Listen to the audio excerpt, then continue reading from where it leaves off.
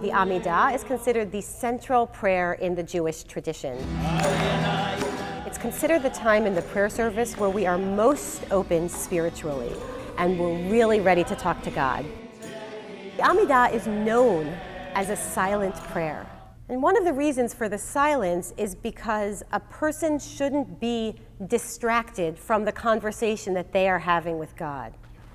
But actually, if you go to a more traditional synagogue during the Amidah, it will not be silent because people will actually be sort of whispering, muttering the prayer to themselves under their breath because we are actually supposed to be in conversation, right? We speak aloud to God, and God speaks in God's own way to us. We request to God that we be protected, that we be healthy. But when it's Shabbat or holidays, we are offering our gratitude to God. We are grateful for the Sabbath, for instance. We are grateful for God's holiness. The first part of the Amidah is the moment where we reflect on our ancestors, being descendants of Abraham, of Isaac, of Jacob, and of course in contemporary times we also say of Sarah, Rebecca, Rachel, and Leah. And because of their merit, and because of the ways that they interacted with God in ancient history, so too may God be gracious to us and protect us and help us live to be our best selves.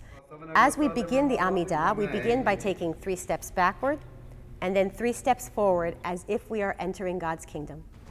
We begin with bowing before God, right? We bend our knees, we bow down as we say the words, Baruch Atah, blessed are you.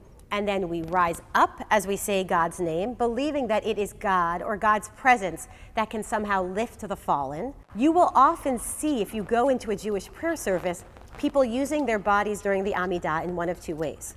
Either they are moving back and forth wildly, we call that in Yiddish shuckling, right? As if it is a sort of dance that they are doing with God. Or sometimes, in some Hasidic traditions, they actually stand stock still. When we say the Kiddusha, we are actually supposed to rise up on our toes like we are angels. It is an embodied prayer. At the end of the Amidah, we take 3 steps back. We are exiting God's kingdom. We bow to the left, to the right, in front of us as we say this prayer for peace. And then we rise up again on our tiptoes, right, as a way of recognition of all the holiness that we have just been a part of. One of the themes that is complicated for a lot of Jews who are saying the Amidah is the theme of the resurrection of the dead. But even the idea of Mechayeh HaMetim, the one who brings the dead back to life, can have meaning even for those of us who don't necessarily believe in the resurrection of the dead, because we understand this concept of being broken. We're talking about those moments that all of us have experienced, of feeling bereft, right? The dark night of the soul, some people will call it.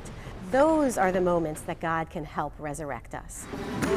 This prayer that goes back thousands of years can be changed, and it can also be kept as it is and given new meaning and made eternally meaningful for the Jewish people.